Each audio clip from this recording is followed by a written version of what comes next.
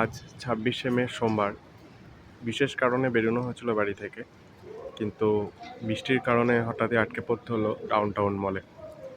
এবং যেরকম আকাশের মেঘলা ভাব, তাতে মনে হচ্ছে না বৃষ্টি খুব তাড়াতাড়ি থামবে। সময় নষ্ট না করে ঠিক করা হলো একটা সিনেমা দেখে নেওয়া হবে। তো আমরা গিয়ে দেখবো পিভিআরে কী কী সিনেমা এখন দেখানো হচ্ছে।